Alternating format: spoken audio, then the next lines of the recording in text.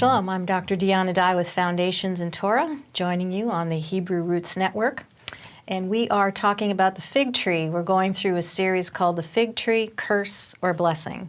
As I've said previously, the fig tree gets a pretty bad rap because it is the tree, after all, that Yeshua cursed. But we are looking at every angle and dangle, if you will, of the fig tree to see what in it would bring about the restoration. Because Rashi said, by that by which they were diminished, would they be restored? So how does that work?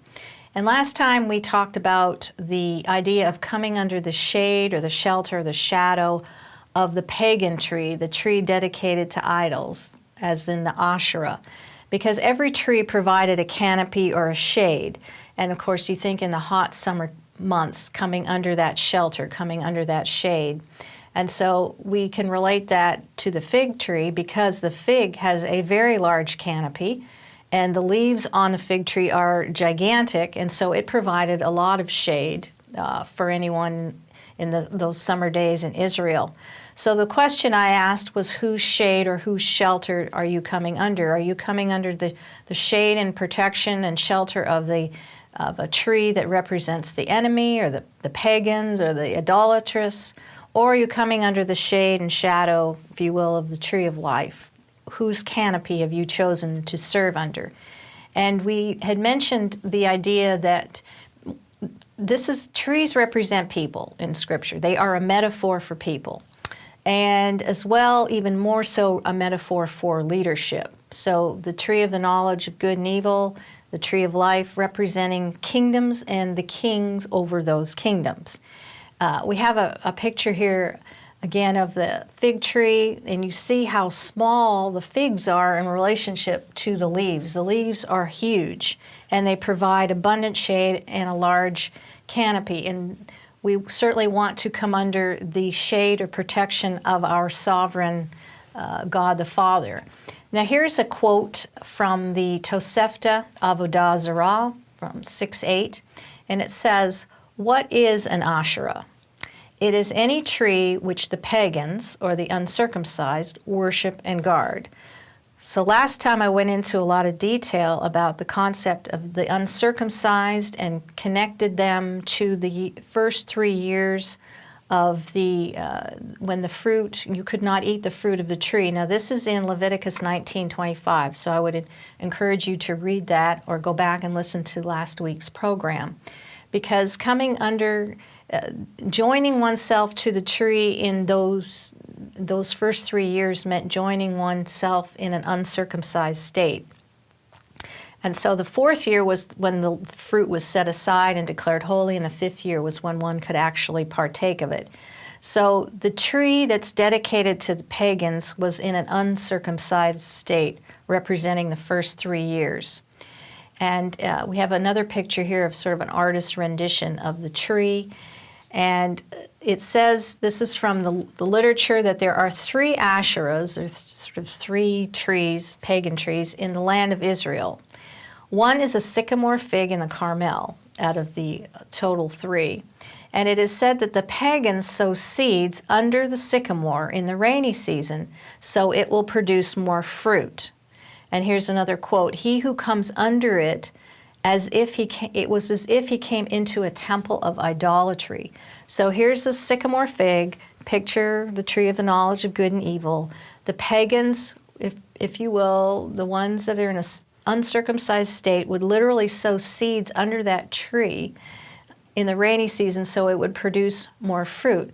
But a few programs back, we don't want to eat the fruit that's produced by the offshoots, because that fruit, when the offshoots are cut, they wither very quickly and the fruit will die. But he who joins himself or comes under is as if he came into a temple of idolatry. So again, one has to make a decision over which tree one is going to come under, whose shadow, who's the sovereign. Is it God the Father, or is it Ha-Satan? Now I have a picture here of sort of the idolatry of Egypt, and a specific one who was worshipped called Hathor, the Lady of the Sycamore. You can kind of see this in the images on this rock wall here. So this is the Egyptian goddess, Lady Hathor of the sycamore. And there is you can see the comparison here with Eve or Hava. So she was attracted, Lady Hathor, was attracted to the sycamore tree and its fruit. And various representations of Hathor, the goddess, shows her reaching her arms out of the tree and offering those who are under the shelter or shade of that tree, offering them food and water in order to deceive them. So those that are under its branches of the tree that the Lady Hathor is in are the ones that are seen as being deceived. And so they have all these sort of pictures of her, Lady Hathor, sort of spreading out and reaching those that are sitting under the tree. We can see actually in the next pictures here what this particular goddess looked like. And so she was she's an Egyptian goddess seen as a symbol of renewal, just like the fig tree was seen as a tree of renewal. Some of what she did, she had a role in the afterlife and was related to the deceased. And it is said because the soul of the dead was attracted to and nourished by the tree in which the Lady Hathor was in. So this is the tree identified as being in an uncircumcised state, and certainly that's what she represents, the pagans, etc., the foreigners. And ultimately the fruit of that tree is idol worship and the works of the flesh, etc. So, and you can see even in the ancient myths and legends, again, there was an understanding of really pointing to Eve and what she did as well. Oftentimes we find in the Bible that there are things that the surrounding empires, countries, neighbors, whatever, were involved in sort of this these idolatrous elements, and that you see that some of that kind of coming into Israel, either God taking them and making them and restoring them, or that Israel kind of descends into what those around her are doing. So again, now we're going to move and talk more about the fruit of the fourth year. That is the fruit that brings redemption, the fruit that is set aside and holy for praising God. And the fruit of the fifth year is the fruit that we can actually eat. So let's go back and reread Leviticus 19:23. We haven't looked at it yet in this week's study, but we looked at it previously, but I think it would help to reread it. So Leviticus 19:23 through 25. When you enter the land and plant various kinds of fruit trees, you are to regard its fruit as forbidden. That's that orlah, uncircumcised. For 3 years it will be forbidden to you and not eaten. And we go on. In the fourth year, its fruit will be holy for praising God. But in the fifth year, you may eat of its fruit so that it will produce even more fruit for you. So let's talk about the fruit of the fourth year. So I have a picture here of a bunch of figs, and they are going to be set aside and sanctified and declared holy because that's the fruit that's going to be brought up to the temple in baskets and set aside as first fruits. So the fourth year kind of it represents a real shift from being in an uncircumcised state to a circumcised state. And it is set apart for God. So of course the first fruit of the resurrection would be Yeshua the Messiah, who after 3 days, his death and his burial and resurrection, and it was in the tomb, and then he rose from the dead, set apart, first fruits, brought redemption. So that's the picture of the fruit of the fourth day. And we can see kind of a parallel, because what day did he come on? If we look in the period of the 7,000 years, he came really 3.5 into the fourth day. He came in the 4,000th year, if you will. Now, this is a quote from the Mishnah. It says, if fruit appears while the tree has the status of the fourth year, the fruit must be redeemed in accordance with the laws of the fourth year fruit. Let me read that again. If the fruit appears while the tree has the status of the fourth year, the fruit must be redeemed in accordance with the laws of the fourth year fruit. It's kind of interesting, the comparison here we make with Yeshua, who comes in the 4,000 year, who his redemption would have taken place sort of in the fourth day, if you will. He rose out of the grave on the third day, so it began, if you will, on the fourth day. The fourth day is the day. So I have a little chart I put here just to try to help us see. I title it sort of the 7,000 year plan of God. So I hopefully this will kind of show you how this all works together. So we have at the top I put sort of we got our 7,000 years. On the top we've got 1,000, 2,000, 3,000, and in that context, on the fourth day or in the 4,000 year, Yeshua came and he brought our deliverance. And then we have the fourth day, fifth day, sixth day in the 4,000, 5,000, 6,000. And so in the second fourth day, if you will, is the 7,000 year in his second coming. So can you see the connection? We have a picture of sort of two fourth days, if you will. So his first coming was on the fourth day, and in a sense, his second coming was also on the fourth day, if you look at the context of the 7,000 year plan. And this is a pattern that you can read about. Certainly in Psalm 90 is where we find it. It's in 2 Peter, and it is from the rabbis. This is something that they put together. I'm just basing it on their commentary on this, that the time of the history of mankind is a total of 7,000 years. So the 6,000 years is a time we work, and the 7,000th year is a time of rest, connected to, of course, the 6 days that we work, and the seventh day, the Shabbat. So all these are connected. But in this, we actually have two pictures of two sets of fourth days. Now, if we look at the fourth day of creation, we find that God made the sun, the two great luminaries, the sun and the moon, and of course the stars, and that the greater light would be the one that would represent really the Messiah, the greater light to rule the day, and the lesser light would rule the night, which is a picture of the believers, which is associated with the moon. So these two things were created on the fourth day, represents 4,000 years from creation. Again, the fourth day, and you just saw previously in the slide that the two fourth days are based on the first 3,000 years and then a fourth day, and then 4, 5, 6,000 years and the fourth day. So hopefully that makes sense to you. Now, let's look at a picture here I have of a fig kind of cut open.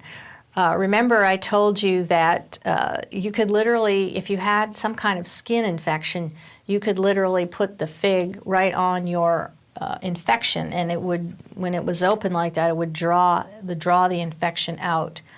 Now, when we get to the time of Shavuot, or as we're talking about the fourth day, the fruit being holy and set apart for praising God, that was when Shavuot, of course, when they brought the 7 species up to Jerusalem, and that fruit would be holy and set apart and declared, and to have a special sanctity, the sanctity of the first fruit.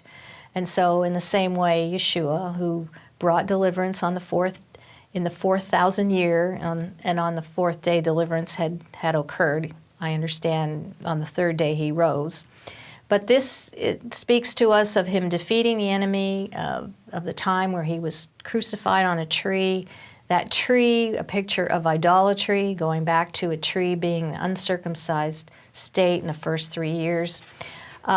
It's interesting, and I don't know that this is necessarily the case, but it is entirely possible that Yeshua actually was hung on a fig tree, and I don't know that, but I would make that suggestion only because fig tree boughs were used on the altar in the sacrifices. They used the wood from the fig tree, so entirely possible. Was he hung on that tree? Or perhaps the crossbeam that was carried, was it the crossbeam of the sycamore? Because the trees, branches from the sycamore actually produce great building products. So it's entirely possible. Now, when we get to the time of the 5th year, and I have a picture here of down by the Wailing Wall, the Western Wall, the Kotel, with this is an old picture. before all the new things have been constructed around there. But now we're looking at the time of the Messianic Kingdom in the 5th year. And there is a quote from 1 Kings 6:37 that the foundations of the house, which we can't see yet, will be laid in the 4th year, speaking of the Temple of Solomon, but the actual house will be built in the 5th year. So again, the 4th year was when the house would be, the foundation would be laid in the same way Yeshua's death, burial, and resurrection laid the foundation for the kingdom in the fourth day in the 4,000 year, and same with the house, that it would be built on that. After the foundation is laid, the house would be built in the 5th day. So like believers, the kingdom is kind of built on the 5th day. So Yeshua, of course, is the foundation and cornerstone for the house, the physical house, the temple, and for the spiritual house for us as believers. And this would all take place in the 5th year, so that we kind of represent the spiritual seed. And we can see in this next picture, this is from the 1st century, and we can see elements of the temple here and all the pilgrims heading up to Jerusalem. So it was that the 5th year fruit was fruit for everyone to eat, so that it would produce even more. So that is the 5th year, and it's interesting, the number 5 is often connected to the Messianic Kingdom in a lot of ways.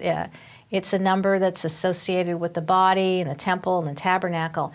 One reason is because if you took all the various measurements in the tabernacle, you would find that all of them are divisible by 5. Also, when we take the name of Avram and we added the He, which has a value of 5 to his name, then he becomes the father of many nations, or the father of the multitudes, and that his descendants would be as the sand of the seashore and the stars in the sky. So the fullness of the kingdom was represented in this number 5, or this letter He, being added to Abraham's name. And also, if you take the 4 kingdoms that are spoken about in Daniel, the 5th kingdom was the one that knocked out the previous 4. So again, this number 5 is often associated with the kingdom. And for instance, Shavuot, when we go through 7 weeks of 7 days to the total of 49, it would be on the 50th day that the whole community would be as a kingdom of priests, and that they would be declared as a community of under the sovereign in, as I said, kingdom of priests. So all these things are connected, this number 5, to the Messianic kingdom. Now, it was said that the 5th year would be called Keter, which means crown. And so when the fruit, this would indicate when the fruit was the most precious. So we have a picture here of this, of an emblem here, kind of the Keter, or the crown. And so it was said that on, for instance, going back to Shavuot, that when man reached the 49th day, that was the end of man's wisdom. And now when we enter into the 50th day, now this is the beginning of God's wisdom, the beginning of God's infinite wisdom poured out into the community that would take place on the 50th day. Again, all of this in Galatians 5:22, the time of the kingdom, we have the exact opposite fruit of the Spirit compared to the fruit of the flesh that we talked about probably in last week's program, all the things that are produced by the works of the flesh, but we contrast that by the works of the Spirit, and love and peace and joy and patience and goodness, humility, self-control, things that our world is in short supply of. And so these things can only be manifest in the life of the believer. They don't just appear in air, but that a believer who's walking in the kingdom, who is eating the fruit of the 5th year, who has been set apart as holy in the 4th day, in the 4th year, who has not joined themselves in an unholy alliance with the trees that represent the uncircumcised, or coming under the shade of the idolaters. This is the kind of fruit that we are able to manifest in this world and to change the world. Otherwise, these these manifestations don't just appear. They have to be worked at, if you will, in the life of the believer. But certainly they'll only come forth by the Spirit once we have bowed our knee and received the Messiah and bent our will to the tree that represents the Messiah in the restorative state, if you will, one who has been circumcised in heart and in mind. Now I'd like to, after we've sort of laid the groundwork with all this, I'd like to look at a parable in Luke 13. I think now this parable might make a little more sense after what we've been talking about. So Luke 13, 6 through 9 says, "A man had a fig tree planted in his vineyard," which seems strange right out of the gate, to plant a fig tree in the vineyard. "And he came looking for fruit, but he didn't find any. So he said to the man who took care of the vineyard, 'Here I've come looking for fruit on this fig tree for 3 years now without finding any.' 'Well, cut it down. Why let it go on using up the soil?' But he answered, 'Sir, leave it alone 1 more year.' So now it'll be the 4th year. 'I'll dig around it and put manure on it. If it bears fruit next year, well and good. If not, you will have it cut down then.'" So we have a fig tree that has been planted in a vineyard. Of course, I think many of us know the vineyard is a picture of Israel. We see that in Isaiah chapter 5 as God's vineyard on a fertile hill. And the vineyard, kind of a picture of the house of Israel. And it says in that chapter, the vineyard is the house of Israel, and the men of Yehuda or Judah are the plant he delighted in. And so, again, we have the fig tree and the vineyard. But it's pointing us to, again, the fig tree representing the sovereign or the king, which will be the kings of Judah. And so this fig tree is in this lower level of sanctity in these first 3 years. It's basically been declared common, profane, or whatever word you want to use. It has not been established as a tree dedicated in the 4th year. That the 4th year fruit was the fruit that would be for praising God, and the 5th year fruit would be the time it could be eaten. We have a picture here of the lone fig tree coming out of the rocks, and he's saying, "Leave it 1 more year. I'll dig around the tree in the soil, and I will put manure on it." So what is the manure going to do for this tree after 3 years so that it will begin producing fruit in the 4th year? So I liken the soil to sort of the 4 different soils that Yeshua talked about where the seed or the word is planted. And certainly only one of those soils was going to produce fruit. And so it was that the Messiah was going to rebuild this soil with manure to prepare it so that it will produce fruit in the 4th year. But of course, his death, his burial, and his resurrection will have had to have taken place first in order for that tree to produce in the 4th year. Really, this is the soil is really all about rebuilding the heart so that it can receive the seed and bear new fruit. So if we look at the word azar, which is this idea of digging, or what's interesting, hoeing. So azar means to dig or to hoe or to clear debris to bring about order. Isn't that kind of compelling? It speaks of the process of removing what is unnecessary, what we've been talking about through these weeks, the cutting away of the flesh, the removing of the forbidden part, the orla or the arel. And so this concept of him digging around the tree to remove what was unnecessary, to clear about the debris, to bring about order, certainly in the Messiah's resurrection. And this is from Proverbs 27:18. It just says, "Whoever tends the fig tree will eat of its fruit." And if we look at, there's another word here, the word for fertilize, which is zaval. And if we can look at that, it means to fertilize, to put the manure on. It also means to dwell, and interestingly enough, also means to purchase a wife. It's kind of random, I guess. So that Yeshua came to the tree to restore it, to prepare the heart, to fertilize it, so that it will produce fruit in the 4th year, fruit that can be set aside to praise God. I have a quote here from the Tosefta Shiva'it, and it says, "Until what time is it permitted to manure a field? As long as one is permitted to plow, one is permitted to manure." So I put that in just to show you that these are the kinds of things, even in the rabbinic literatures, talking about all this with the planting and the setting aside and the digging in the soil and putting on the manure and dealing with trees that aren't blooming, et cetera, et cetera. Everything is related to that aspect of life in Israel.